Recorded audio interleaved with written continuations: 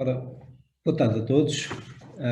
Bem-vindos a este nosso evento, este webinar sobre a competitividade e a digitalização nas empresas. O meu nome é Henrique Carvalho, eu estou neste momento como diretor executivo na Nerley. Agradeço a presença de todos e é com imenso gosto e vontade e prazer que fazemos este evento e que vos recebemos nesta nossa sessão. E que espero que seja produtiva. Este evento insere-se num projeto que contém aí nos nossos fundos, que é o Empresas 4.0, que a Nerley, em boa hora, já em setembro de 2018, apresentou como candidatura a um projeto conjunto. E, portanto, se foi entregue essa candidatura em 2018, foi preparada ainda com antecedência e aqui já 2 anos e meio depois dessa data estamos neste evento de aprofundamento e também de certo lançamento, porque só agora estamos, digamos, em grande força a executar este projeto. Nós, neste evento, vamos apresentar, digamos, as diferentes ações do programa e que temos para apresentar e, em simultâneo, e também para o nosso próprio enriquecimento e conhecimento, vamos abordar a questão da competitividade na era digital com especial impacto e importância no caso das pequenas e médias empresas, ou seja, refletindo as duas vertentes, ou seja, em que medida é que é importante para as pequenas e médias empresas e também, por outro lado, em que medida é que impacta na sua ação.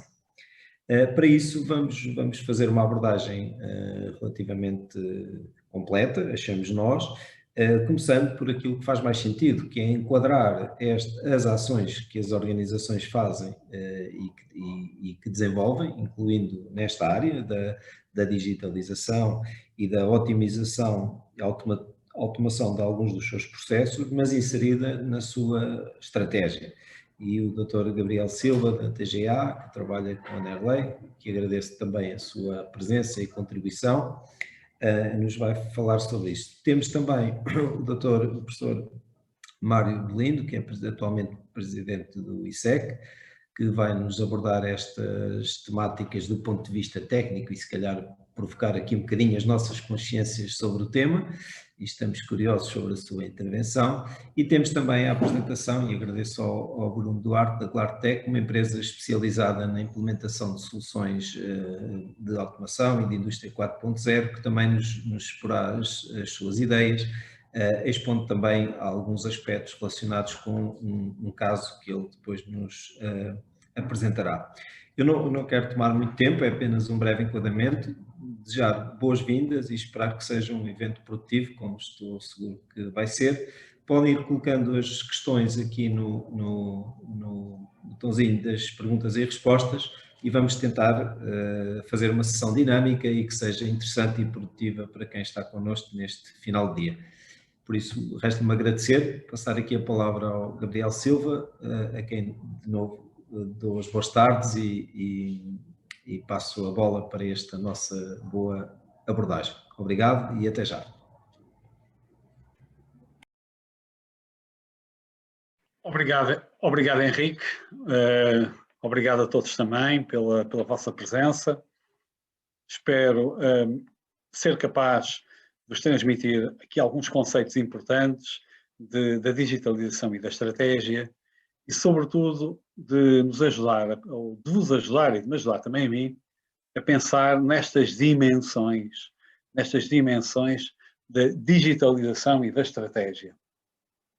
Obviamente, digitalização e estratégia estão ligados se pensarmos, no fundo, que estratégia é a ação que desencadeamos todos os dias nas empresas e, em consequência, portanto, isto tem impacto em todas as tecnologias que podemos usar ou que usamos. Portanto, a tecnologia e a estratégia estão ligadas, desde sempre estiveram ligadas. Obviamente que a questão mais importante aqui da digitalização, do meu ponto de vista, não são tantas técnicas, mas são essencialmente a forma como nós tiramos partido delas para implementarmos as nossas estratégias, implementarmos as nossas ações, que nos vão permitir ter mais sucesso no futuro. No fundo, a grande questão é esta. E a grande questão que está sempre por trás de todo este processo são, de facto, as pessoas. Eu vou muito na lógica do Fernando Pessoa, é que a inteligência está nas pessoas, ou seja, o conhecimento está nas pessoas. Embora existam já algumas coisas de inteligência artificial, etc., mas as pessoas é que são flexíveis, são capazes, se adaptam, usam as tecnologias. Como eu costumo dizer, as empresas são construídas por pessoas, usam coisas, que são as tecnologias, para concretizar os seus objetivos. E contextualizado isto assim, então eu penso que faz sentido, então nós agora avançarmos um bocadinho nesta história da digitalização. A digitalização é vista como uma quarta revolução industrial, ao nível da máquina de vapor e da mecanização, da eletricidade e de produção em massa e da informatização barra automação que aconteceu nos anos 80. Nos anos 60, 70, peço desculpa, 60, 70, e que em Portugal aconteceu essencialmente nos anos 80. Ora bem, agora, indústria 4.0 não é bem a revolução digital, mas é uma parte. A parte que está ligada essencialmente às operações. Mas a revolução digital e a digitalização vai além destas dimensões. Afeta todas as funções na empresa, desde a formulação da estratégia até à sua execução, ao marketing, à concepção de produtos, ao serviço pós-venda, etc. Ou seja, tem um impacto global em toda a empresa. Quando nós falamos em indústria 4.0 ou outros temas semelhantes, estamos normalmente a falar nas operações, na digitalização das operações. Portanto, digitalização é mais do que indústria 4.0, esta revolução digital que é tão grande e é tão forte. Reparem, se nós olharmos para as tecnologias de informação, e se nos focarmos, no fundo, na informatização e automação, que aconteceu nos anos 60 e 70, digamos assim, que foi a primeira grande revolução neste país. A segunda grande revolução aconteceu nos anos 80, 90, que foi a internet, e agora é esta. E o que esta é diferente de todas as outras, é que agora nós geramos imensa informação que pode alterar completamente a forma que nós gerimos os nossos negócios, como gerimos as nossas empresas, as cadeias de valor inteiras, inclusive os ecossistemas em que as empresas se inserem. Ou seja, é mais forte e tem mais impacto do que numa só empresa, ao contrário do que aconteceu, por exemplo, com a informatização e automação nos anos 60 e 70, em que eu experienciei isto nos anos 80 na Marinha Grande, na indústria de moldes, no fundo em que houve uma grande alteração nas funções individuais de cada uma das pessoas. E depois na ligação dentro da empresa. Agora, esta nova dimensão da digitalização tem impacto em todo o ecossistema. Ou seja, é mais fluida e mais importante do que isso. Este autor, Senam Iola, em 2020, ou seja, o que eles refletem é exatamente isto, aquilo que eu estive a dizer. Ou seja, no fundo, que o que vai acontecer é que há uma transformação notável nas fronteiras da indústria. O que quer dizer com isto? Quer dizer com isto que hoje em dia nós encontramos empresas como a Apple, encontramos empresas como a Google a tentar entrar na indústria automóvel, na automação da indústria automóvel, coisa que não se pensava há não sei quantos anos. Nos processos, isto é, na forma como produzimos internamente e nos organizamos e nos ligamos aos nossos clientes e aos nossos fornecedores, nas estruturas organizativas. Isto quer dizer que agora e no futuro vai ser cada vez mais importante a colaboração e a cooperação entre todas as pessoas dentro da empresa e fora das empresas, com os seus parceiros. Ou seja, esta dimensão de cooperação é uma dimensão que emerge. Portanto, afeta a organização como um todo, a empresa como um todo. Portanto, tem impacto na estratégia, nos processos de inovação e nos mecanismos de governança. Porque agora nós passamos a fazer coisas de forma diferente e passamos a integrar pessoas e saberes, ou vamos passar a integrar pessoas e saberes diferentes. Como vamos ver mais à frente, nós passamos muito o Mário Velindro é engenheiro mecânico durante muitos anos, portanto, a engenharia mecânica era a engenharia que era fundamental nos processos industriais, mecânicos. No futuro vai ser, vai continuar a ser, mas agora em parceria com a informática, com os sistemas de informação e com conhecimentos complementares. Ou seja, no fundo isto vai ser mais complexo, mas mais interessante. E por isso é que abre novas avenidas às empresas. Ora bem, a questão central é sempre a mesma. Portanto, nós com as tecnologias em si, reparem, eu penso, as tecnologias em si, elas têm interesse ou têm importância se elas permitirem aumentar a criação e a captação de valor na empresa. Se isso não acontecer, então não tem sentido. Repare, tecnologia por tecnologia, que não tenha impacto, no fundo, nos resultados da empresa não tem interesse nenhum. Ou seja, a tecnologia e a utilização de tecnologias digitais tem que ter impacto na criação de valor, em primeiro lugar para o cliente e depois na apropriação por parte da empresa do valor que ela cria, ou seja, os resultados da empresa. Ora bem, nós sabemos é que isto vai gerar, como vos disse, novas formas e novas práticas de organização do trabalho, portanto, novas ferramentas e novas capacidades, agora que nós chamamos capacidades dinâmicas, para identificar, moldar e aproveitar as oportunidades, como assinala muito bem o Yorkdale. Portanto, quando fez um estudo importante sobre o impacto que esta dimensão digital tem nas empresas e que estudou um conjunto alargado de empresas. Quando estamos a falar de digitalização, estamos a falar de questões como o cloud computing, como o blockchain, a internet das coisas, a inteligência artificial, o machine learning, a realidade aumentada, as pipelines e platforms. Eu acho importante nós percebermos um bocadinho, vou falar aqui 2 ou 3 coisas e vou dar aqui 2 ou 3 exemplos, como é que isto tem mudado as empresas, o seu modelo de negócio, a sua estratégia e os seus resultados, e tem permitido a algumas empresas, eu vou usar essencialmente o exemplo da General Electric para mostrar como é que a General Electric, da divisão de motores para a indústria aeronáutica, aplicou estas tecnologias. Desde logo, no fundo, nós sabemos cloud computing, Apple, Amazon e Google, e a Apple também, portanto, dominam a cloud.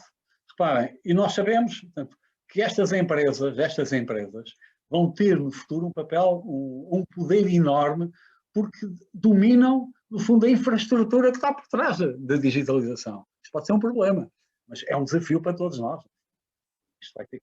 Vamos ter que ter cuidado com isto. A internet das coisas, a IoT, Internet of Things, portanto, permite, no fundo, que os produtos sejam Smart Connected Products, ou seja, alguns dos produtos. Ou seja, permite que os produtos, por exemplo, os nossos carros,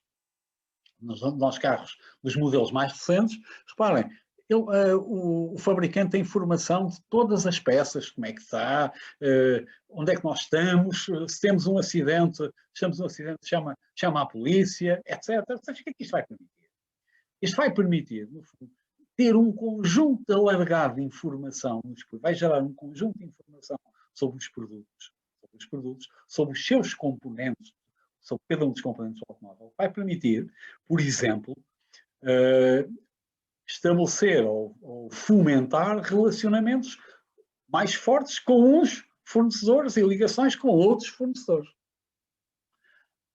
AR, portanto, ou seja, a realidade aumentada é outra dimensão que eu pessoalmente também gosto bastante e que tem a ver com a possibilidade que nós temos, portanto, e tem a ver com a informação, que permite sobrepor imagens, dados e imagens digitais a objetos físicos. O que é que isto vai permitir fazer? Vai-nos permitir ver a informação a 3 dimensões. Repare, se eu vir a informação a 2 dimensões, eu consigo ter uma visualização da importância da informação. Se eu passar a ter a possibilidade de fazer isto em 3 dimensões, isto vai ser completamente diferente.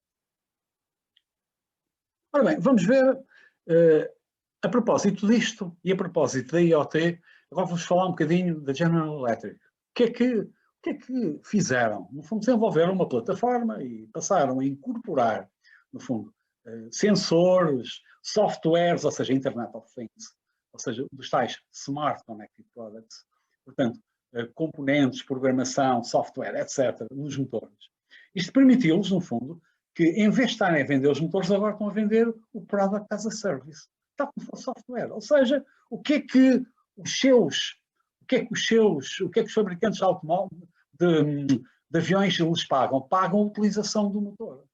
Ou seja, é mais eficiente para eles, para as companhias de aviação e, simultaneamente, para a General Electric. Porquê? Porque a General Electric consegue otimizar, perceber melhor o funcionamento e mais, com a realidade aumentada, permite, no fundo, inclusive, fazer intervenções remotas sobre os produtos. Ou seja, reparem, a General Electric, e esta divisão é um exemplo claro, portanto, da digitalização e do impacto que isto teve no negócio do setor, deste setor importante da General Electric, e na mudança total, na mudança disruptiva que isto permitiu fazer. Finalmente, os pipelines and platforms, ou seja, as plataformas, Alibaba, tanto todos nós conhecemos, Airbnb, Uber, etc., até Farfetch, no fundo, o que é que são? São plataformas. A digitalização através das plataformas permite conectar e ligar e facilitar, tão importante, reparem, tão importante como foi nesta fase da pandemia, portanto, para montes de empresas. Reparem, o Zoom que nós estamos a usar é também uma plataforma que permite, se calhar, estarmos aqui a ter hoje esta ação de plataforma, não seria possível. Ou seja, esta dimensão, estas tecnologias, são tecnologias importantes e que nos podem ajudar e a modular a nossa estratégia e o nosso negócio. Nós passamos da era 3.0, portanto, da revolução 3.0, portanto, para a 4.0 da digitalização, ou seja, o foco passou da empresa para o ecossistema.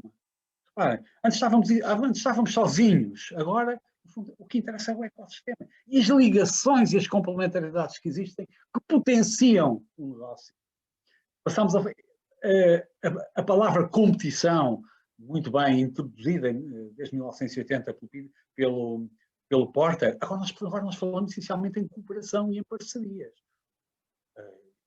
Reparem, e hoje em dia, todos nós começamos a perceber as vantagens desta cooperação entre diferentes saberes e diferentes entidades, como por exemplo, reparem, nas vacinas, no fundo, para o Covid.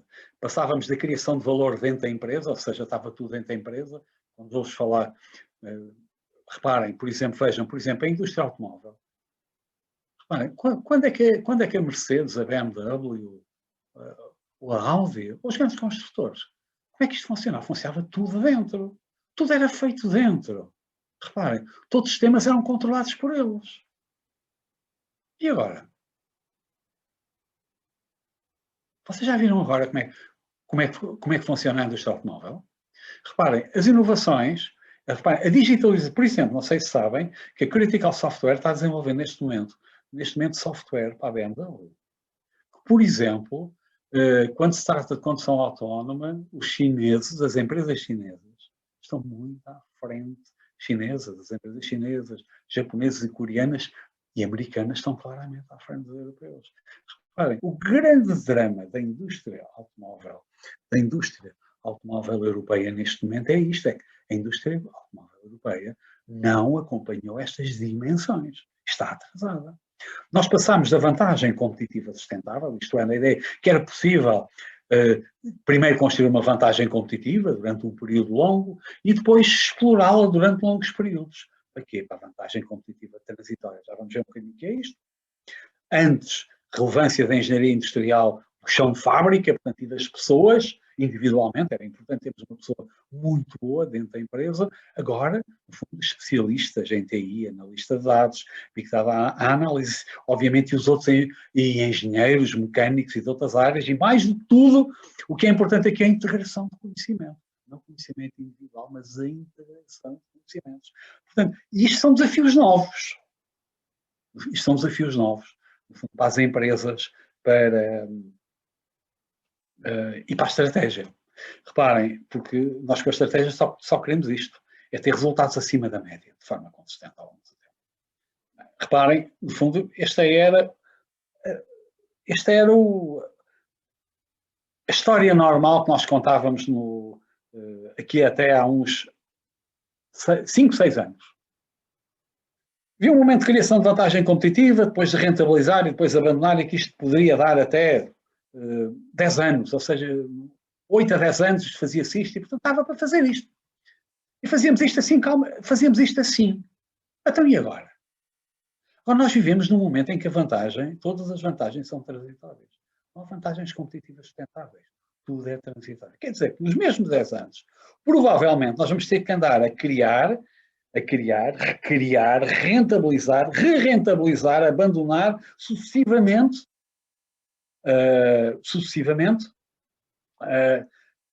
diferentes vantagens competitivas que vamos criando.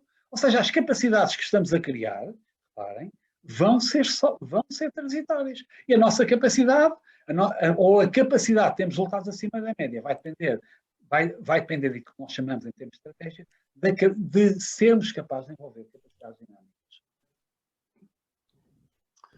Bem, já sei que estou um bocadinho atrasado, portanto, só vos queria falar então aqui, reparem, nós estamos a falar então agora da construção de recursos dinâmicos para a transformação digital. Portanto, no fundo, o que é que nós temos? Temos os concorrentes digitais, os triggers, ou seja, os gatilhos, aquilo que nos vai fazer disparar as coisas, os concorrentes digitais disruptivos, a alteração de comportamento do consumidor, ou tecnologias digitais disruptivas, ou seja, novas tecnologias, concorrentes, ou os clientes, ou seja, é de fora da empresa. E depois nós temos, no fundo, que desencadear, no fundo, aquilo que o TIS chama, portanto, capacidade de detecção, capacidade de compreensão e capacidade de transformação, portanto, estas, que no fundo, permitem gerar capacidades dinâmicas. Reparem, o que é que temos? Sabemos que temos internamente, temos alguns facilitadores internamente, o apoio da equipa de gestão, a tomada de decisão rápida, equipas multifuncionais, mas temos também barreiras internas que temos de ter em conta. No fundo, a ideia, no fundo, é que a renovação estratégica do modelo de negócio depende destas dimensões digital scouting, ou seja, temos de estar à procura e temos de estar atentos, portanto, a observar as tecnologias digitais, ver quais é que poderão, se calhar, ter aqui uma perspectiva, nós chamamos de Real Options Reasoning, ou seja, que é olhar, no fundo, às tecnologias, apostar em várias tecnologias e depois acabar por apostar naquela que está mais correta. Planeamento de personagens digitais, criação de mentalidades digitais, depois por prototipagem rápida, quer dizer, basicamente, a ideia, pensamos como uma startup, ou seja, temos modelos rápidos de desenvolver rapidamente um produto, fazer escala do mercado, pivotar e finalmente ajustar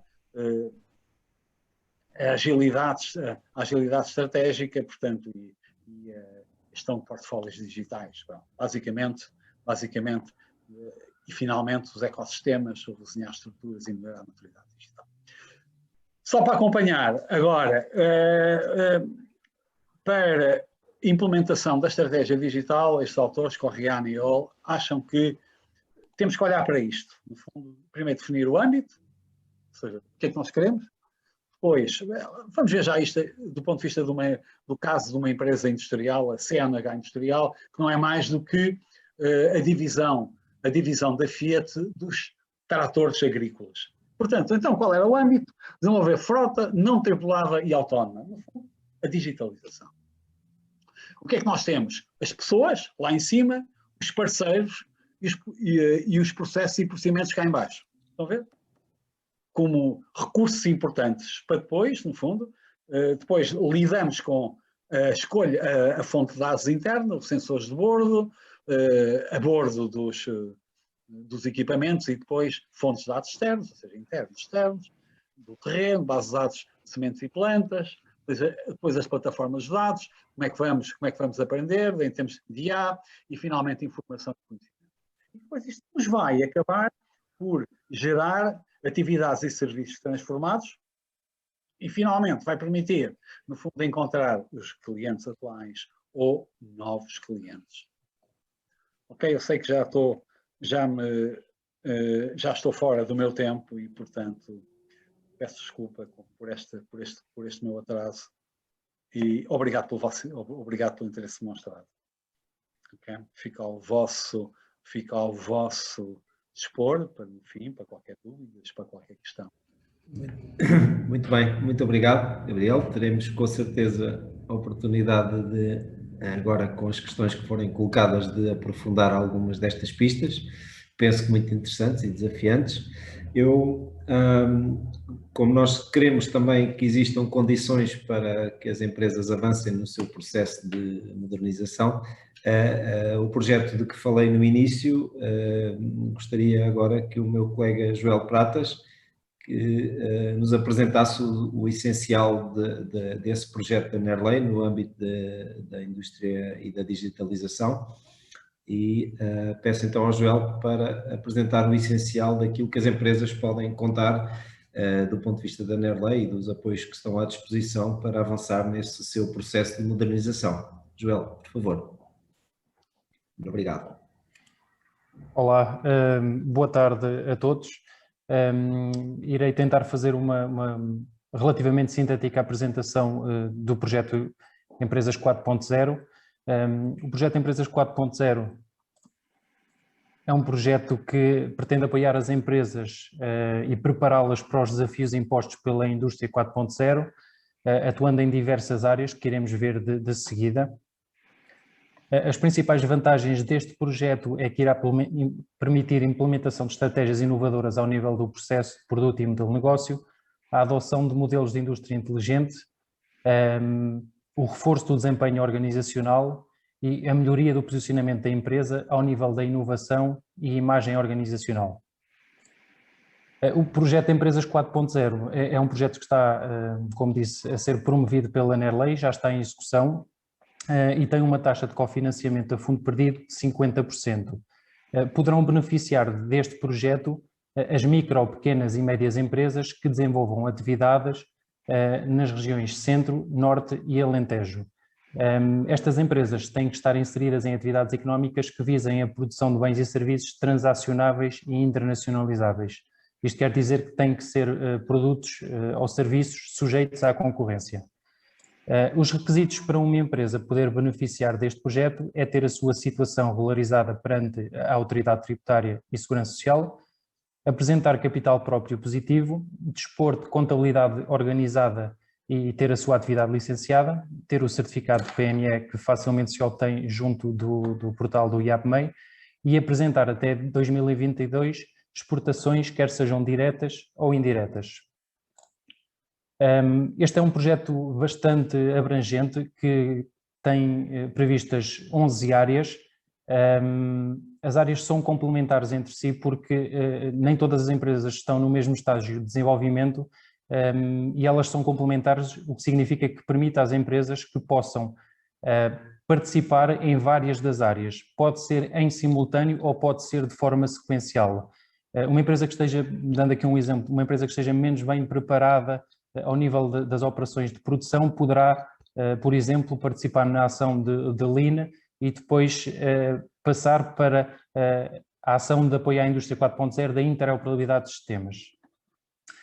Gostaria ainda de referir que o projeto já está a ser implementado, como disse, já estão a beneficiar do projeto 29 empresas e apesar do projeto ser promovido pela Nerley, a implementação das ações é feita por consultores especialistas em cada uma destas áreas. Irei agora apresentar de uma forma breve as áreas do projeto. Numa primeira fase irei apresentar as áreas mais relacionadas com a área da gestão e do marketing e depois as áreas mais relacionadas com a indústria 4.0. Uma das áreas que está prevista no projeto é a da avaliação de desempenho. O que se pretende é, no fundo, profissionalizar a gestão dos recursos humanos e alinhá-la com os objetivos do negócio e assim permitir um alavancar da competitividade e, consequentemente, dos resultados da empresa. Uma outra área prevista no projeto é o planeamento e controle de gestão, na qual irão ser desenvolvidas competências na modelização financeira do negócio como ferramenta de apoio à decisão. Uma outra área é a implementação do Balance Scorecard, este instrumento de gestão estratégica.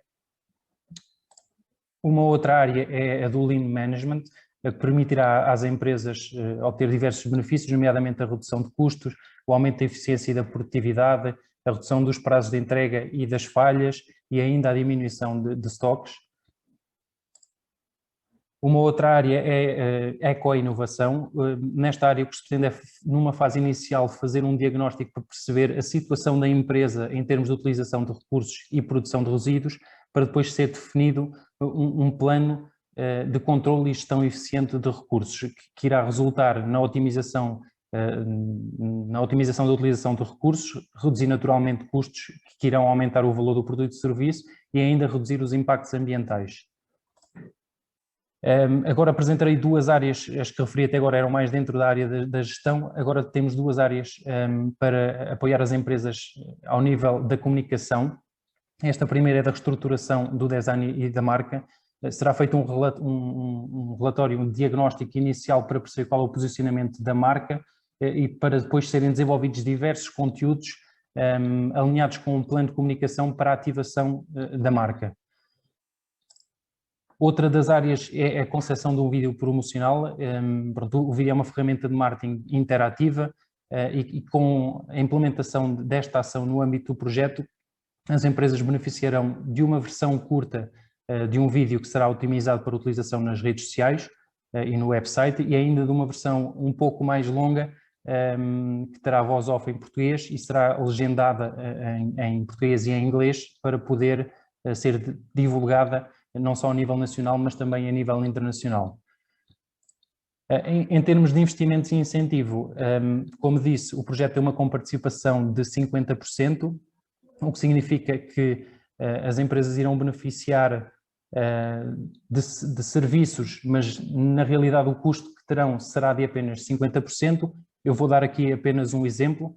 Uma empresa com menos de 50 trabalhadores que adira à ação de avaliação de desempenho irá beneficiar de serviços no valor de 4.450 €, mas na realidade o custo real para a empresa será apenas de 2.725, uma vez que terá uma comparticipação do Portugal 2020 de 2.725 €. De seguida irei apresentar as ações mais dentro da indústria 4.0 e que estão mais alinhadas com as temáticas deste webinar.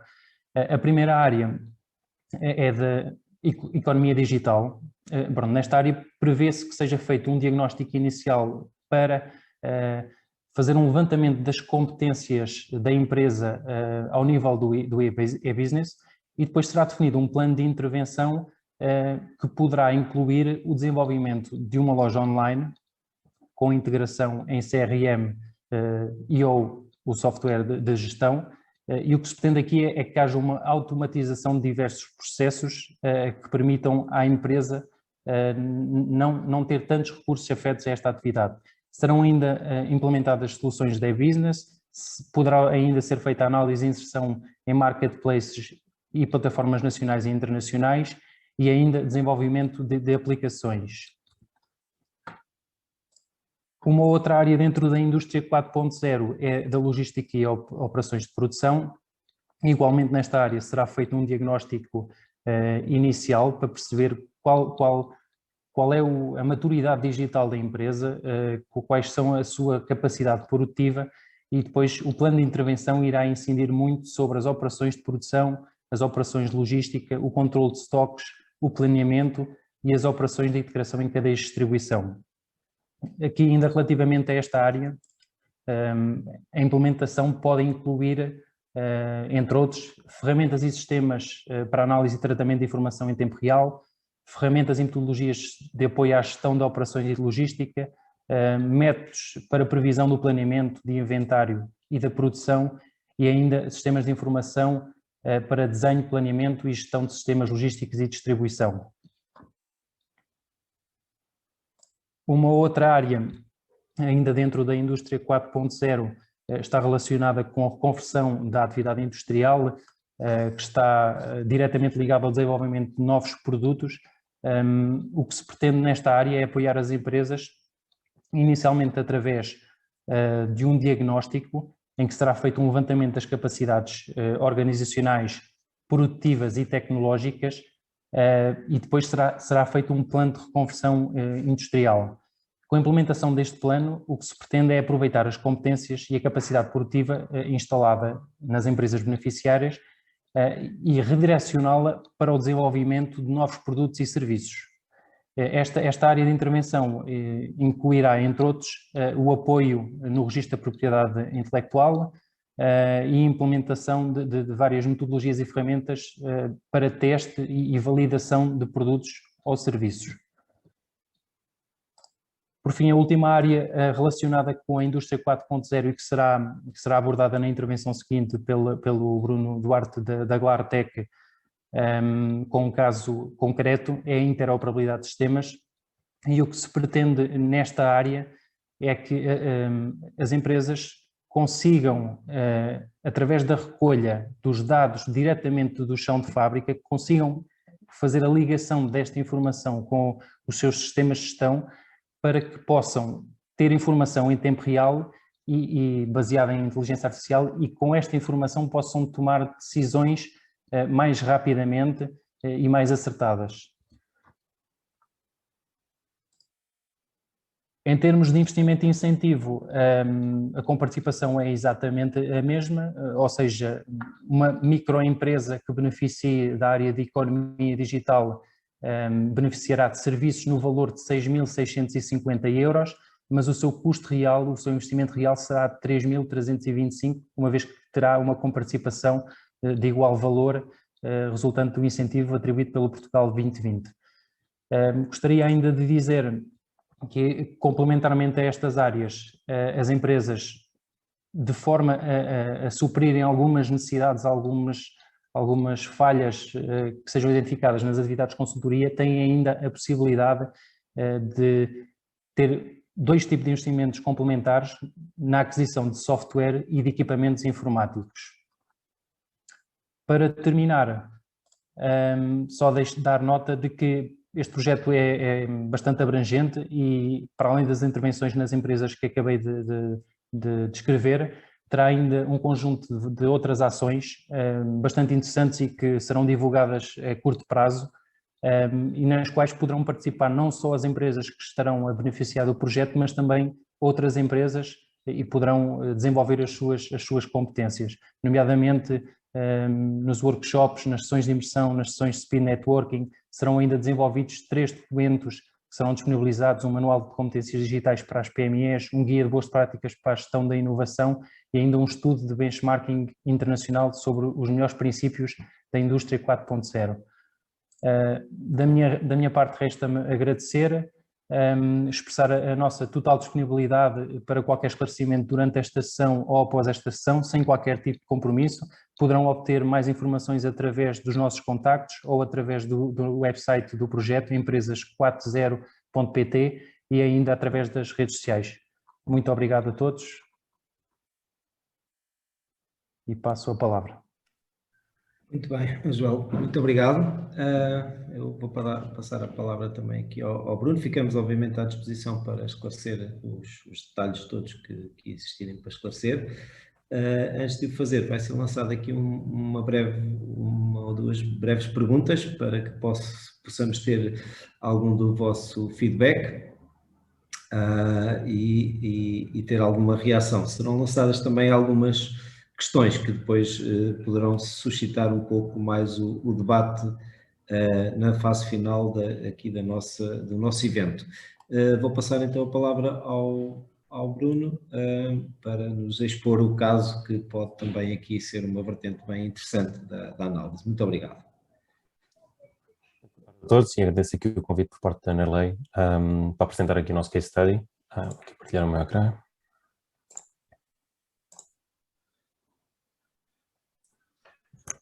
Ok, então basicamente o que eu vou aqui fazer é apresentar um bocadinho um case study que nós fizemos na EDP, onde nós estamos a trabalhar já há alguns anos e onde, olhando aqui para o slide do Dr. Gabriel, nós tocamos em vários pontos relacionados com a digitalização, okay? Entre os quais o IoT e a realidade aumentada.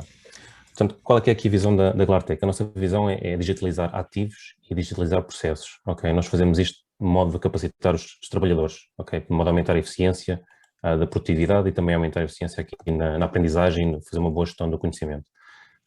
Sendo que aqui o ponto principal acaba por ser mesmo a própria digitalização e o acesso aos dados de forma a termos aqui uma melhoria contínua e aumentar, obviamente, a segurança nas operações. Portanto, a nossa visão é, isto é o mundo como nós o vemos antes da digitalização, ok? Podemos ter um produto fantástico, podemos estar a produzi-lo de uma maneira em que o produto tem uma qualidade muito boa, mas acabamos por não ter aqui grande visibilidade do produto em si, ok? E este produto, nós olhando para ele, existe todo um conjunto de informações, todo um conjunto de dados e eventuais ações que nós possamos fazer nesse produto, que ao ativarmos aqui uma estratégia de digitalização se torna muito mais interativo e interessante fazer aqui esta abordagem na produção e no fabrico desse produto. Okay? Nós fazemos isto através de algumas soluções ou alguns produtos que nós temos desenvolvido in-house. Okay? A Glartec é uma empresa de produto, em primeiro lugar, e depois obviamente também de soluções para a indústria 4.0. Um dos produtos que nós temos desenvolvido ao longo dos últimos anos é o Glar Connect. O que é o Glar Connect? O Glar Connect é um gateway de IoT para chão de fábrica. O que é que isto significa? Que nós conseguimos, através de interligação com os sistemas de chão de fábrica, com as instalações, com os equipamentos, recolher dados, métricas realmente importantes e depois usar esses dados ou essas métricas para a tomada de decisão, para apoio à execução de processos, para otimização da minha operação. Okay? Aqui o Glar Connect nós temos um produto versátil, com suporte para protocolos que são muito relevantes aqui na ação da interoperabilidade de sistemas e nós acabamos aqui por suportar os protocolos industriais mais tradicionais e depois obviamente aqui toda a interligação com os nossos sistemas, assim como plataformas de terceiros, como nós já tivemos aqui a falar, como é o caso da RPs, MES, por aí adiante. Aqui a recolha dos dados acaba por ser muito interessante para nós os visualizarmos no back-office, para tomada de decisão, mas nós achamos também que acaba por trazer aqui bastante valor o facto de podermos levar estes dados para o chão de fábrica. Okay? Em cima dessa visão que nós temos temos dois outros produtos que nós hoje em dia já temos algumas instalações em clientes. Um deles é a digitalização dos processos industriais, onde nós podemos pegar nos dados todos que estamos a receber do chão de fábrica e ajudar na execução de alguns processos no contexto fabril. Estamos aqui a ver o caso do Glar Vision, onde nós podemos identificar aqui, por exemplo, quantas unidades estão a produzir numa linha de fabrico. E depois temos também o produto de Glar Assist, que é um produto de assistência remota, onde nós podemos ir buscar os dados IoT, podemos ir buscar alguma informação relevante e ajudar quem está a executar um determinado processo ou quem está no chão de fábrica a tomar conta de uma produção. Pronto. Todos estes produtos foram aplicados aqui no use case que nós vamos apresentar, que é o da EDP. E o que é este use case? Basicamente, a EDP tem centrais de produção de energia, onde os técnicos têm que lá ir com alguma frequência, fazer inspeções, fazer manutenções, fazer auditorias, e este é um processo, pode ser considerado como um processo de fabrico, um processo de operação, e a dificuldade aqui é que os técnicos chegam lá e o contexto deles é este, ok? É uma instalação super complexa, com múltiplos equipamentos, muitas vezes as instalações são diferentes entre elas, portanto, o técnico chega lá e é este o contexto que ele tem à frente dele. Alguns dos desafios que acaba por ter é, ok, então como é que eu consigo aceder ou agregar aqui alguns dados que são relevantes nos vários sistemas onde eu já estou a coletar dados, okay? E como é que eu os consigo visualizar e interagir com eles em campo? Como é que eu consigo executar aqui algumas tarefas que têm uma complexidade mais acrescida, okay? Tarefas essas que poderiam ser simplificadas com acesso a informação e a dados no momento que já estão a ser coletados e se calhar não estão interligados ou não existe qualquer tipo de interoperabilidade com outros sistemas. E outro desafio é, sendo instalações diferentes, operadores com diferentes valências e diferente senioridade e tarefas diferentes, existe aqui toda uma complexidade em termos de formação e de garantir que as tarefas são executadas com a qualidade necessária. Portanto, o que é que nós fizemos aqui no caso da EDP? Portanto, é um dos nossos parceiros já há vários anos. Nós aqui aplicámos a família de produtos Glartec para interligar com os diferentes sistemas, sejam gestores documentais, sejam RPs, plataformas de manutenção, plataforma de monitorização para recolha de dados e também a própria interligação com os diferentes sistemas para a recolha desses dados. Okay? Nós trazemos isso para o mundo de Glartec através dos nossos produtos e depois esses dados acabam por estar todos visíveis num back-office que o gestor consegue aceder e tem ali algum apoio à tomada de decisão e estão visíveis no próprio chão de fábrica, okay? Nas próprias instalações. Portanto, um operador, quando vai a uma central, ele pode usar aqui as aplicações de mobilidade e conseguir aceder aos dados necessários para o apoio à execução das tarefas. Portanto, nós passámos de um cenário muito cinzento, muito complexo, com muitas incógnitas, para um cenário muito mais digital, muito mais interessante, onde os operadores têm acesso à informação no momento, têm acesso à informação que vem de vários sistemas e, ao ter os processos digitalizados que eles estão a executar, quem está no back-office consegue também monitorizar em tempo real e ajudar na execução desses processos. Portanto, nós aqui utilizamos tecnologias cloud, utilizamos tecnologias de Industrial IoT, ou seja, de recolha de dados, de análise, de mostrar os dados aos operadores e também fomos a duas fases a seguir à digitalização, que é a mobilidade, ou seja, quem está nas instalações consegue aceder a esses dados e esses dados são móveis, okay? Não estão simplesmente num back-office e também acabamos por utilizar tecnologias como a realidade aumentada para o acesso aos dados e ao apoio à execução das tarefas. Portanto, o ambiente EDP hoje em dia é isto, os operadores poderem estar numa central, numa instalação, com o telemóvel, com os óculos, apontam para um equipamento e conseguem aceder a algum tipo de informação desse mesmo equipamento, naquele local, e depois conseguem, inclusive, aceder a manuais, aceder às tarefas que têm que ir executando, por aí adiante. Okay? Portanto, é o que nós consideramos as 3 fases da digitalização de processos: digitalizar a operação, torná-la móvel e depois adicionar aqui algumas tecnologias avançadas como a AR para ajuda na execução desses processos. Alguns dos benefícios que acabaram por ser identificados: apoio à decisão, okay? Múltiplas plataformas acabaram por ser integradas e há aqui um acesso aos dados de forma mais facilitada, mesmo estando em campo. O corolário disso também acaba por ser aqui um aumento da eficiência, okay? São operadores muito mais produtivos, operadores mais fáceis de fazer o onboarding e que necessitam de menos formação, okay? E não só o aumento da eficiência, mas também o aumento da qualidade da própria operação. Isto significa que, por exemplo, no back-office existe uma monitorização em tempo real do que está a acontecer nas instalações. Existe aqui uma garantia que as tarefas estão a ser executadas de forma correta, de forma segura e o mais eficiente possível. E este case study acaba por ser muito fácil de traduzir para um contexto fabril, para um contexto de umas instalações mais complexas que não são simplesmente gerar energia, porque os desafios acabam por ser todos muito semelhantes. É pegarem algo que não é digital, algo que está em silos, conseguir agregá-los, conseguir tornar aqui a informação relevante e depois da informação estar agregada e ser relevante, torná-la então acessível no chão de fábrica e usar essa informação aqui com tecnologias um pouco mais avançadas para ajudar ao aumento da eficiência da operação.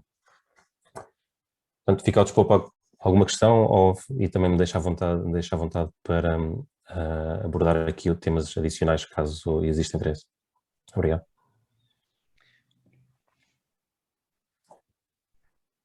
Muito obrigado, Bruno. Gabriel, não sei se quer fazer aqui também algum comentário, alguma observação adicional ou então passamos agora ainda nesta fase para o professor Mário Verlindo, que nos vai também expor a sua apreciação sobre o tema e peço então que coloquem as vossas questões. No final vamos com certeza esclarecer aqui alguns aspectos importantes e desafiantes que também mais uma vez o Bruno nos trouxe, e agradeço essa exposição, Bruno. Muito obrigado. Está aqui também mais uma questão que solicitamos o vosso feedback para que depois possa ser melhor analisada também no período de perguntas e respostas. Professor Mário Velindro, passo-lhe então a palavra. Muito obrigado. Muito boa tarde. Em primeiro lugar, quero agradecer o convite que me fizeram. É sempre um gosto falar sobre estes temas, que são temas tão apaixonantes, tão atuais, e portanto agradeço à TGA, agradeço ao Nerley e cumprimento naturalmente os meus colegas de painel, e começo por dizer que as apresentações foram tão interessantes que me facilitaram a vida, porque na realidade isto é um tema de facto tão interessante, mas eu ainda há pouco dizia, quanto mais leio e quanto mais falo sobre este assunto, começo a pensar que sei muito pouco sobre ele. Na realidade é um tema interessante, mas é um tema ao mesmo tempo preocupante. A transformação digital nas PMEs começa a ser uma realidade já há uns anos, mas eu começo por dizer que este tema da indústria 4.0 é um chavão que me preocupou ao princípio, porque as pessoas associavam, como tinham o tema indústria 4.0, associavam este tema apenas à indústria. E eu prefiro o nome transformação digital porque engloba todos os nossos processos, todas as nossas vidas, no fundo. Porque se nós pensarmos um bocadinho, nós existimos e vamos organizando a nossa sociedade para o nosso bem-estar.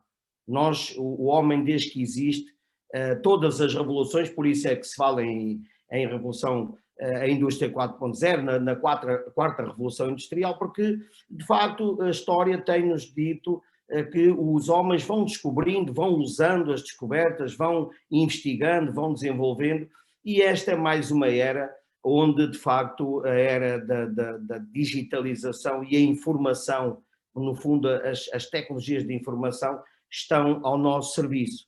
Eu começo só por, não é falar muito sobre história, mas de facto há aqui uma ideia associada à indústria americana. Portanto, é raro lermos um livro sobre a indústria 4.0 que não fala no Henry Ford.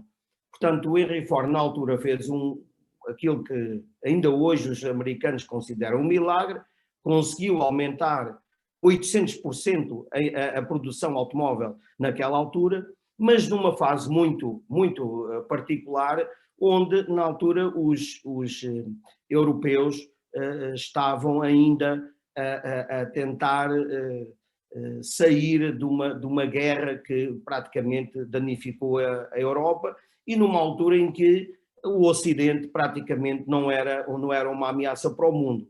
Eu gostava aqui de recordar que a China só em 2001 é que aderiu à Organização Mundial do Comércio.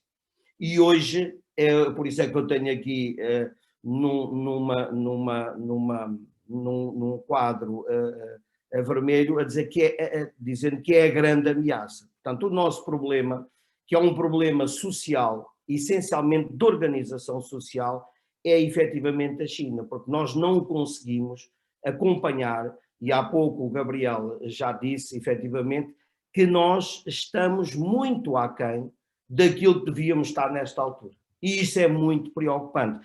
É evidente que e deixem-me fazer aqui um parênteses, quando eu vejo o Nerley a lançar um programa tão importante que eu até acho que devia e acho que devem fazer um esforço de passar esse programa, e deixo aqui este repto, às próprias escolas, às universidades, as pessoas têm que pensar, porque de certeza que há muita gente que não sabe que tem este instrumento tão importante para ajudar o desenvolvimento das empresas, porque efetivamente há um atraso essencial, porque reparem, deixem-me falar nas vacinas.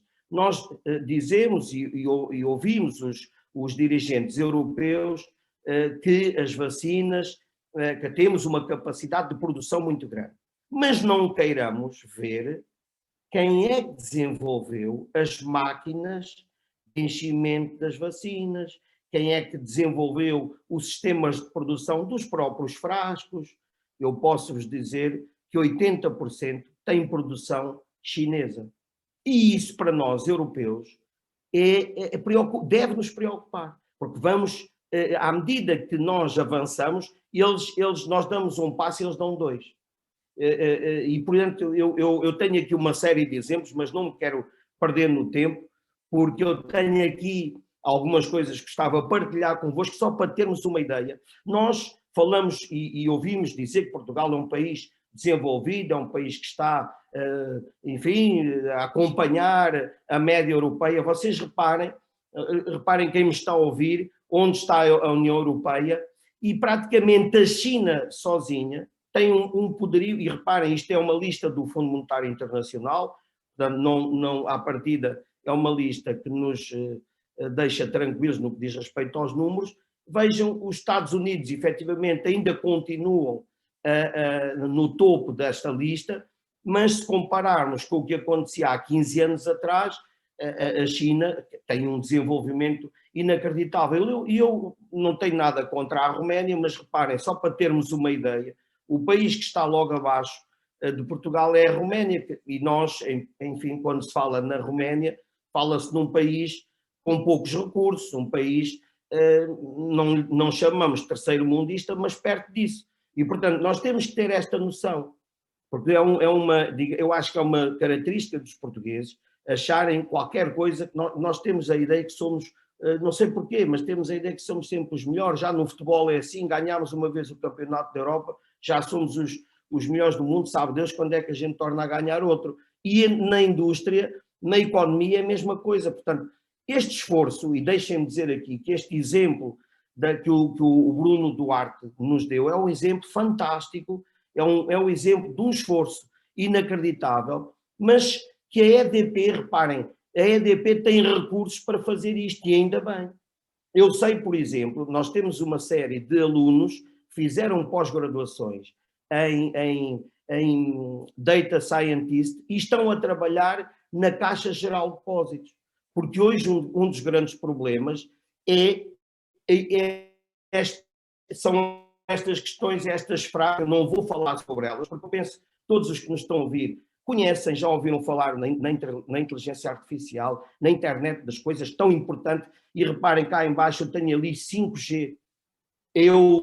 Aqui há dias, nós estivemos para lançar o 5G aqui no Instituto Superior de Engenharia, em Coimbra, e perguntei a um engenheiro da Altice se era assim tão importante o 5G, quais eram as vantagens, e o que ele me disse, e eu não me esqueci do número, reparem, eu fiquei admirado, ele diz que neste momento, para fazermos o download de um filme de 7 minutos, demora 7 minutos a fazer o download, com o 5G passa a demorar 4 segundos. Ora, isto deixa qualquer um de nós boquiaberto. O que é que vem aí? E, portanto, a questão da robótica, a questão da economia, nós falamos de contactless, no fundo, é a possibilidade de nós conseguirmos fazer as coisas praticamente de uma forma automática, e a própria cibersegurança, porque, reparem, um dos problemas que nós temos neste momento é a gestão e a segurança dos dados. A cibersegurança, nós há pouco julgo que o Gabriel também já falou neste aspecto, e é um aspecto fundamental. Começou na economia, mas vai passar para as empresas. As empresas vão ter alguma dificuldade, mas não é dificuldade em termos de informação, é em termos físicos, e portanto isto vai provocar, e tem que provocar uma revolução, mas tem que começar das escolas primárias, porque nós não conseguimos fazer isto.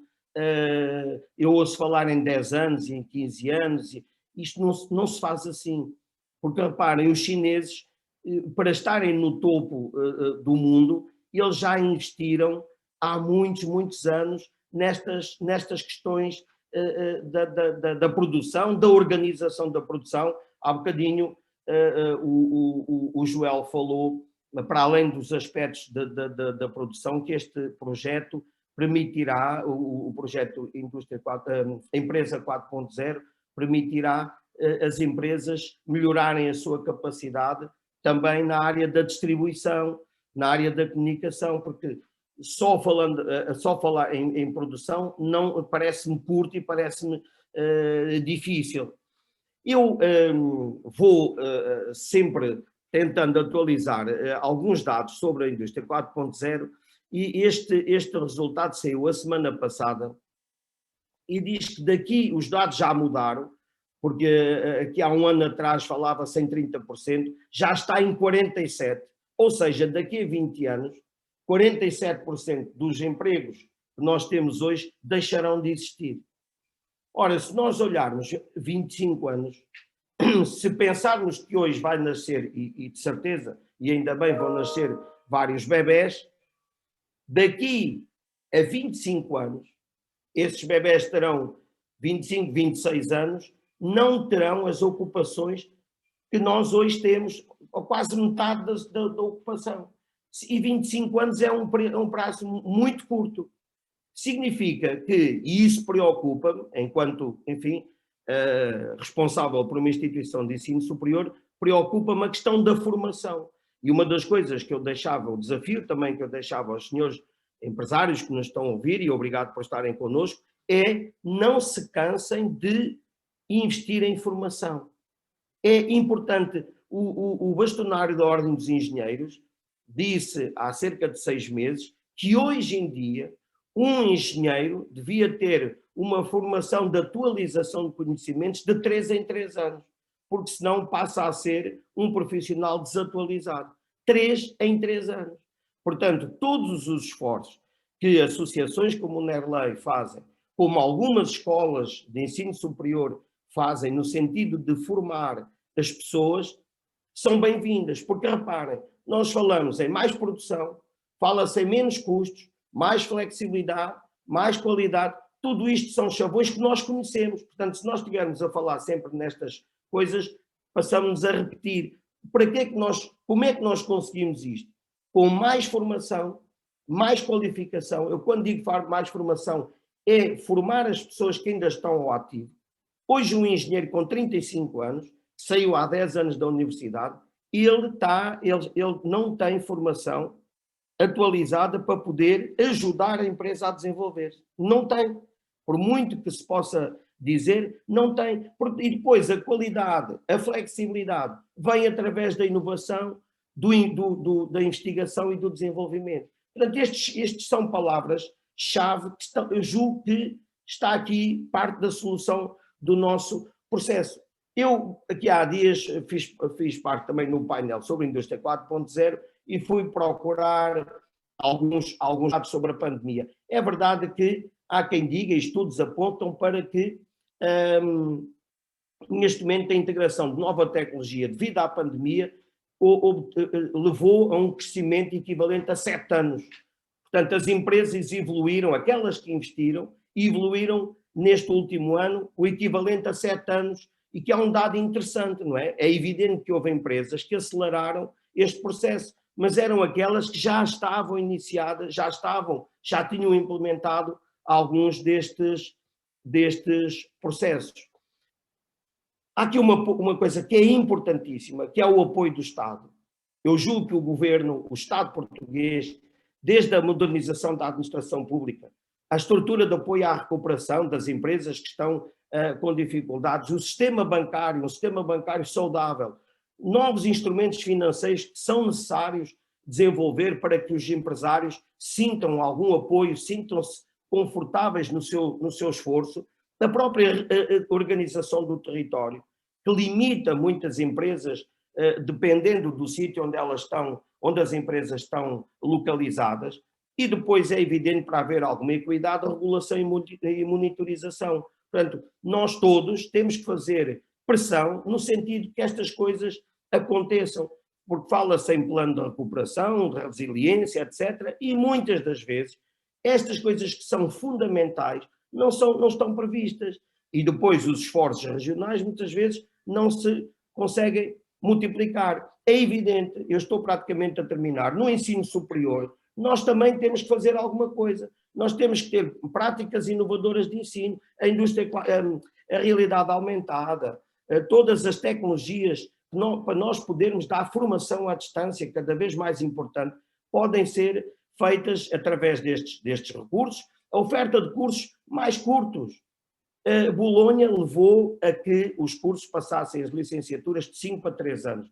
É importante dar, efetivamente, corpo a estas formações, porque o que é que em Portugal se fez? Pouco ou nada. Pouco ou nada. O que se fez foi reduzir os cursos e passar aquilo que se dava na licenciatura, passou-se para o mestrado. Portanto, a formação não melhorou em termos de qualidade. A implementação de novas tecnologias em todas as áreas. Há pouco o Gabriel dizia que a engenharia mecânica, papel mecânico dos produtivos, teve de facto uma intervenção muito importante, principalmente nas segundas e terceiras revoluções industriais. Mas hoje o engenheiro mecânico tem que saber sobre sensores, ele tem que dominar as tecnologias informáticas que estão disponíveis neste momento e, portanto, tem que haver uma implementação de novas tecnologias na formação, a reconversão de competências do público adulto. As escolas superiores têm que se abrir à formação do público adulto e, por fim, a reconfiguração de cargas letivas existentes, que nós somos dos países com mais carga letiva na Europa. E portanto, isso provoca-nos alguns constrangimentos. Eu termino a minha intervenção. Foi um gosto estar convosco. Prefiro agora fazermos aqui um debate. Estou à vossa disposição. Muito obrigado por este bocadinho. Um abraço e obrigado mais uma vez por terem estado connosco.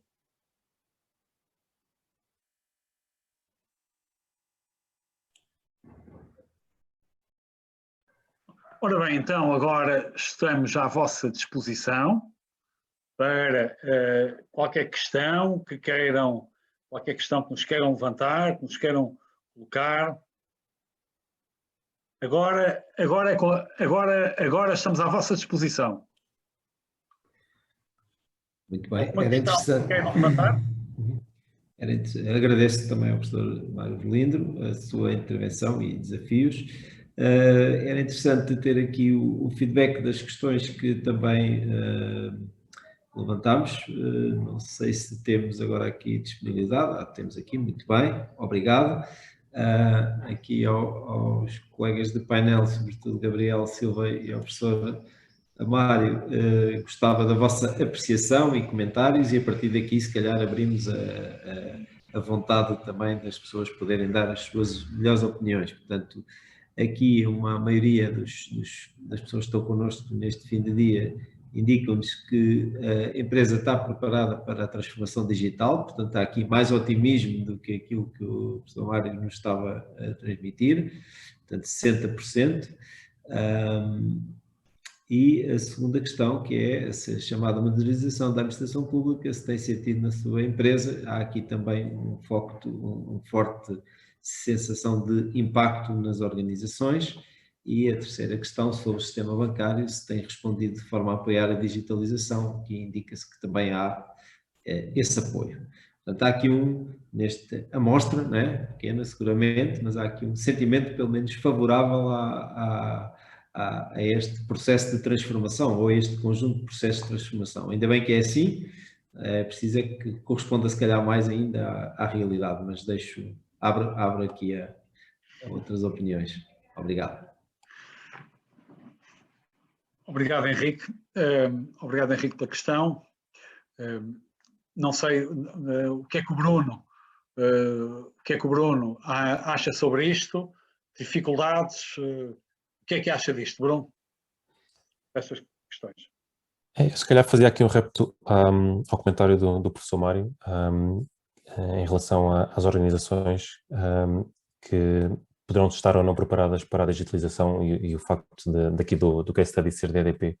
Acho que a nossa experiência na Glartec, nós lidamos com PMEs, a empresas de grande dimensão, não é?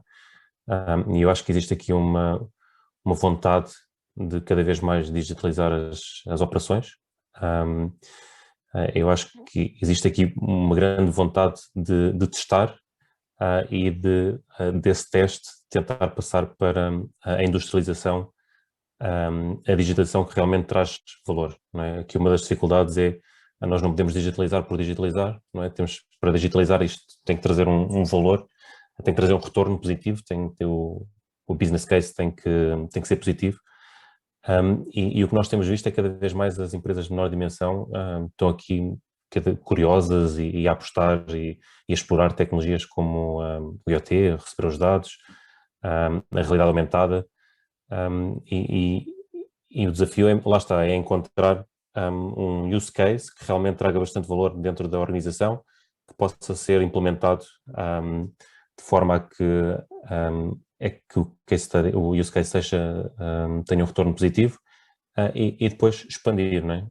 Acho que aqui um desafio muitas vezes é que algumas destas atividades acabam por ficar numa fase muito piloto, muito teste, e depois devido à dificuldade, devido à mudança de prioridades, devido à mentalidade ou à falta de foco, acaba por não se partir aqui para uma maior digitalização.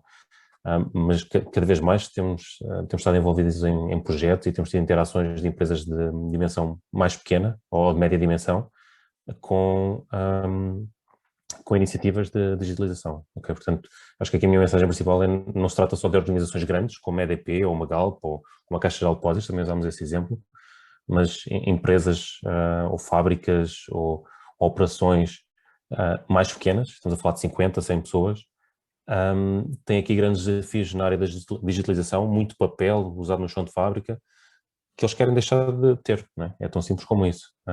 Portanto, eu acho que aqui é a altura certa, aproveitando aqui um pouco quase a obrigatoriedade relacionada com a pandemia, para digitalizar mais as coisas. Portanto, é a altura certa das empresas desta dimensão também começarem aqui a explorar as diferentes tecnologias e as diferentes formas de começar a digitalizar as suas operações. Ok, obrigado, Bruno.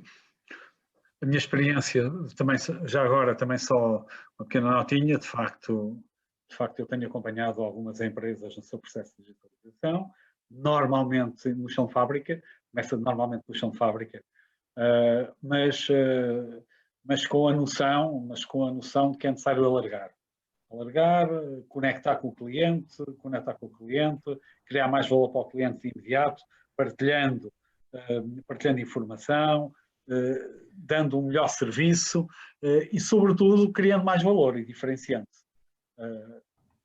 Obviamente a estratégia tem a ver com isto também, com a diferenciação, fazer diferente, mas que seja valorizado, sempre que seja valorizado pelo cliente e que se traduza, como diria aqui o Henrique, que se traduz em mais resultados, porque se a última linha não melhorar, então a coisa não está bem, como é óbvio, não é? Ou não melhorar a médio prazo, a curto prazo pode não melhorar, mas a médio prazo e o caminho, eu julgo que em múltiplos setores de atividade, aqui na nossa zona, começam a existir alguns exemplos e algumas práticas interessantes, ainda não muito avançadas e não muito integradas, mas de utilização de algumas tecnologias e de utilização de tecnologias digitais e de uma boa digitalização que eu creio que vai permitir a algumas empresas, de facto, serem relevantes nos mercados internacionais utilizando essas tecnologias.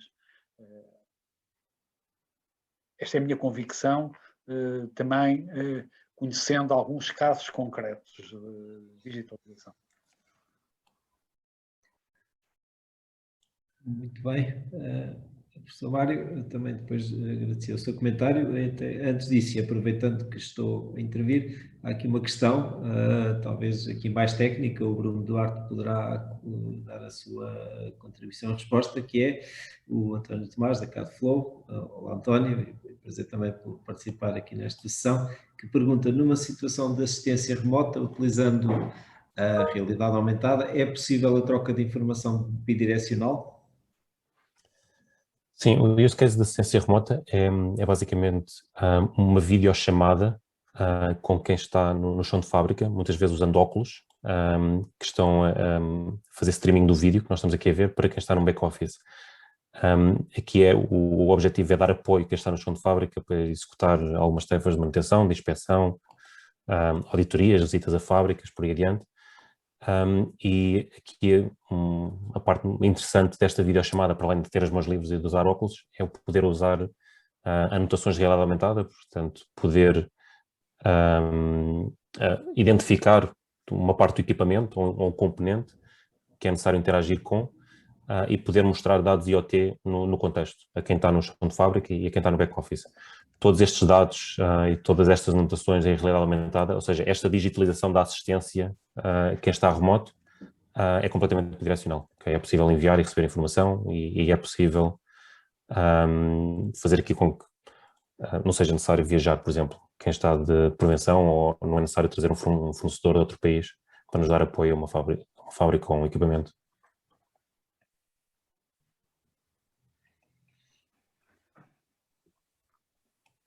Muito bem, professor Mário Belindro.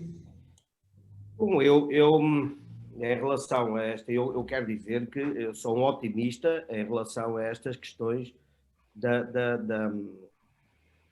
transformação digital e, portanto, eu julgo que nós temos condições para poder avançar e é o que se tem feito. O Bruno falava na experiência com outras empresas, mas eu lembrei-me de um dado que neste caso é preocupante, mas eu quando falo em preocupante significa que nós temos que estar alertas. Eu não sei se têm ideia, quando nós falamos em startups, e nós temos sido um país que tem lançado as startups a nível mundial, cerca de 70% das startups, passados 3 anos, vão à falência. Portanto, elas não conseguem continuar, não conseguem progredir. Portanto, têm ideias maravilhosas, mas depois falta-lhes o tal apoio. Por isso é que eu digo que programas como tem o Nerley, no sentido de estar junto das empresas, e normalmente essas startups são constituídas por jovens e que possam sentir esse apoio e esse início de carreira, digamos assim, é fundamental para que não aconteça o que está a acontecer, porque essa é uma realidade.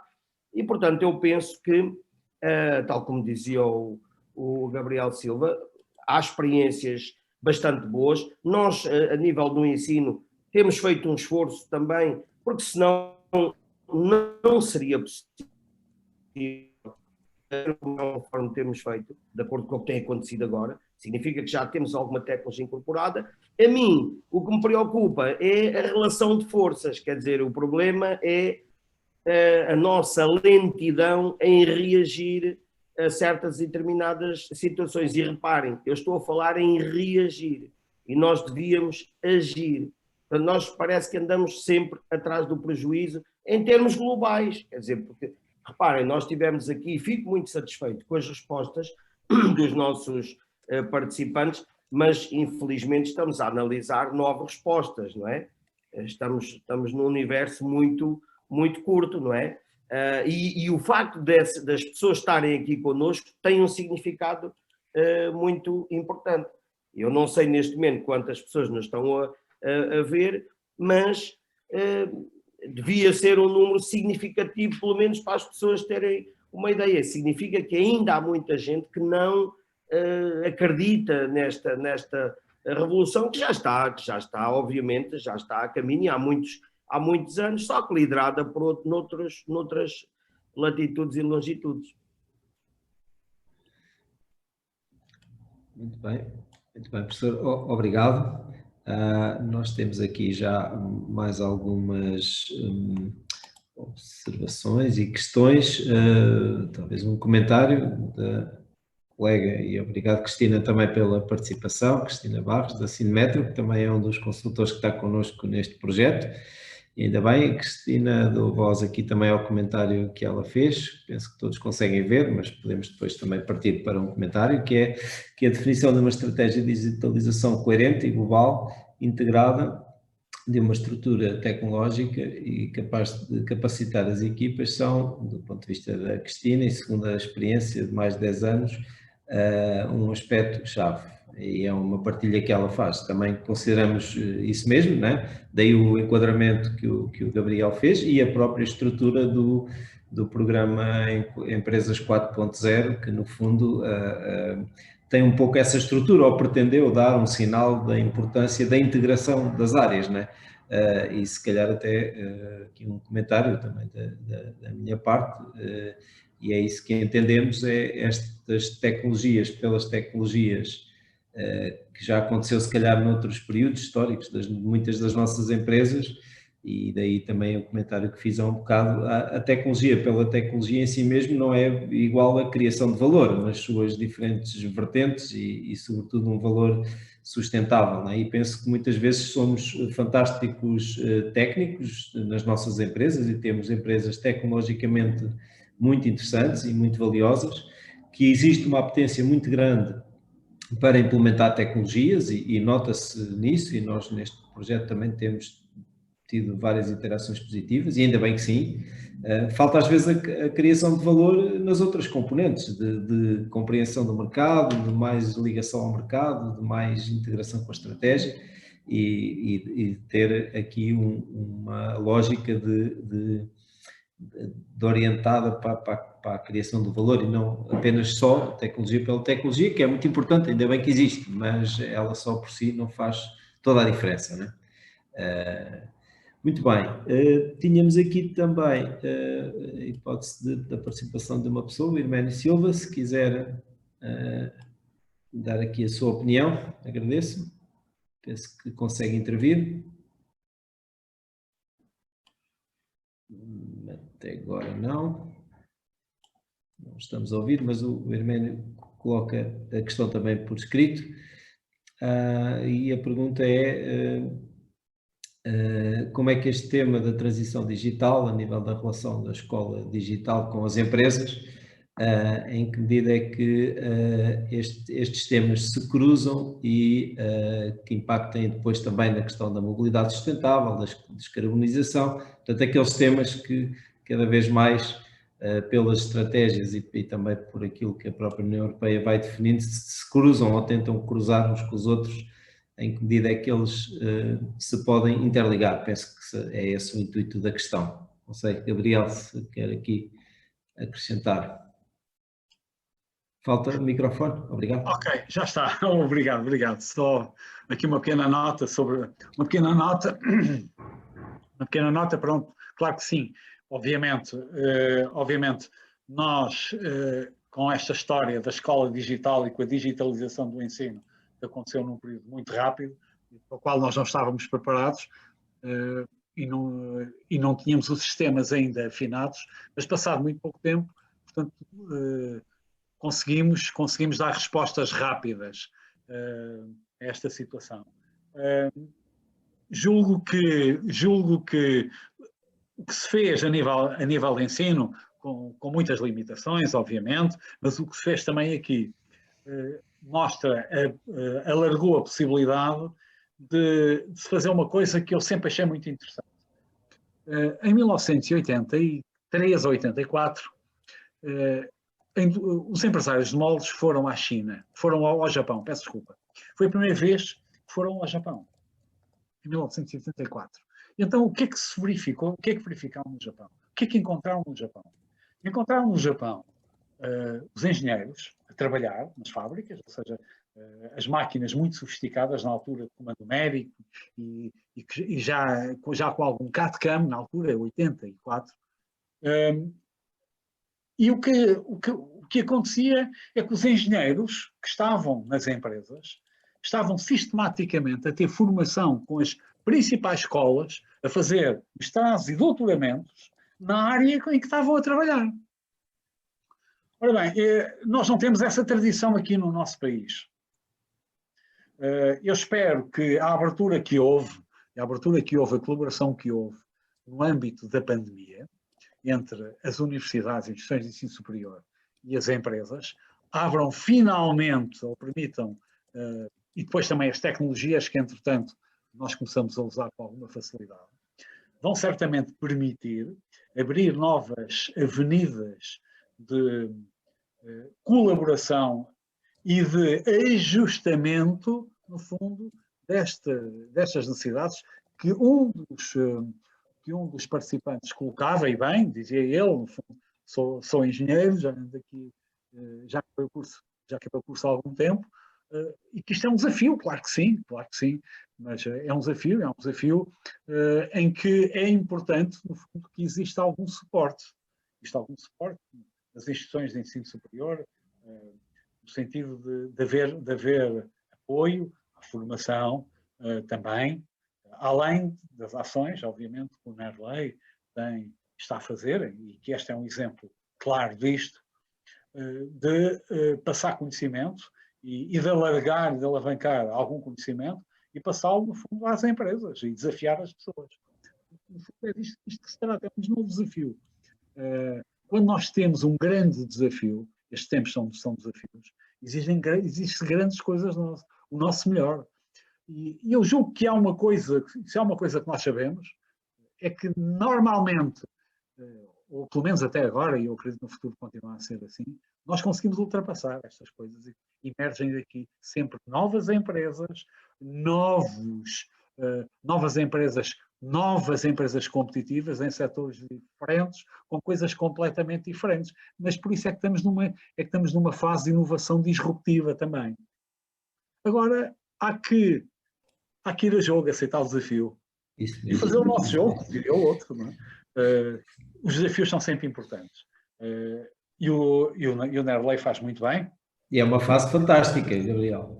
E é uma fase fantástica, acho que estamos a entrar numa... É uma fase, é uma oportunidade. Uma oportunidade, isso, não há dúvida. Né? Bem, se as coisas estiverem, quando as coisas estão estáveis, quem ganha são sempre os mesmos. Agora há uma oportunidade de outros ganharem. E o que é que nós temos de ser? Nós temos de ser os outros. Todos nós. E temos de ser outros e rápidos. E rápidos. E utilizar metodologias startup. Eu não falei muito nisso, mas reparem, hoje em dia nós temos que aprender. Reparem, nós temos que ser ágeis. As metodologias ágeis são fundamentais para podermos rapidamente desenvolver tudo e fazer tudo. Se nós não fizermos isso, alguém vai fazer. Que opção temos? Que opção é que nós temos? Nós já estamos atrás, olhando aqui para o que o Mário Velinder disse, já estamos atrás da Lituânia, já estamos atrás de não sei quantos países do leste da Europa, da Polónia, etc. Onde é que nós queremos ir? Isto depende de cada um de nós. A resposta tem que ser dada por cada um de nós. E pela intervenção de cada um de nós e pela melhoria das nossas competências, das nossas capacidades e da forma como nós olhamos para os desafios e os enfrentamos. E aproveitamos as oportunidades. O Drucker dizia que nunca há ameaças, há sempre desafios. E temos que os aproveitar. E a ideia é um bocadinho esta. É que o copo está sempre meio cheio, não está meio vazio. Está sempre meio cheio. E com um copo meio cheio nós sabemos muita coisa. Muito bem. Temos aqui também um minutinho para terminar, ou dois. Há aqui uma questão que eu também deixo, bem, na sequência também do que estávamos a falar, penso eu, e que o Bruno Fonseca, que agradeço a questão, indica que em que medida é que a indústria 4.0 pode ser uma mais-valia para empresas de serviços no seu processo de internacionalização. É um desafio muito interessante, penso que o Bruno nos mostrou ali algumas coisas que o engenheiro pode estar, entretanto, sentadinho no seu lugar a fazer intervenções de manutenção, alguns em equipamentos, mas se quiser comentar, Bruno ou o professor Mário Velinder também, agradeço. Obrigado. Bruno? Sim, da minha parte acho que é uma pergunta bastante difícil, portanto eu não tenho uma resposta Eu posso ajudar, se quiser eu posso ajudar e começo por dizer que é evidente que ajuda em tudo, a indústria 4.0 é um processo de transformação. E eu começo por dar um exemplo. Eu sou um apaixonado por violas e aqui há tempos comprei uma viola na Alemanha. Eu não falei com ninguém selecionei a viola, paguei a viola através do cartão de crédito. A empresa foi-me dizendo no mapa onde é que vinha a minha viola e disseram-me em que dia me iam entregar a encomenda. E, portanto, isto é um processo de internacionalização interessantíssimo e, em oposição, comprei uma outra viola fabricada em Portugal, fiquei todo contente de ter descoberto que havia um fabricante de violas em Portugal, no Norte, não vou falar em nomes para não ferir suscetibilidades, e eu tive que ligar 4 ou 5 vezes, porque o senhor que me atendeu esqueceu-se de dizer à funcionária do armazém, ouçam, a viola demorou quase 15 dias a chegar à minha mão. E veio ali do Norte de Portugal. A da Alemanha chegou cá em 4 dias. E estávamos em plena pandemia. Isto é um exemplo para o Bruno, penso que se chama Bruno, em que a indústria 4.0, quando bem utilizada, é um espetáculo para este tipo de negócios, de transações nacionais e internacionais. E, portanto, acho que tem toda a vantagem, toda a vantagem. Há empresas portuguesas que se organizam em Portugal e depois toda a logística é feita nos Estados Unidos. Eu conheço um fabricante de sapatilhas que faz isso. Porquê? Porque não encontrou suporte em Portugal para poder responder desta forma. Mas é uma pergunta interessante e obrigado por ter feito a pergunta. Obrigado. Nós estamos aqui com alguns outros comentários que penso que todos conseguem ver, questões propriamente ditas penso que já não temos. Não sei se, professor Gabriel, se há algum aspecto adicional e uma conclusão desta nossa ação. Penso que também já estamos aqui no nosso tempo e da minha parte agradeço imenso aos colegas que participaram, Gabriel, professor Mário Berlindo, ao Bruno Duarte, ao colega Joel Pratas também. Esperamos os contactos de quem queira falar connosco por causa de ter aqui alguma capacidade de implementar algumas das coisas de que fomos falando e estamos à vossa disposição, como é evidente. Agradeço mais uma vez a presença de todos e...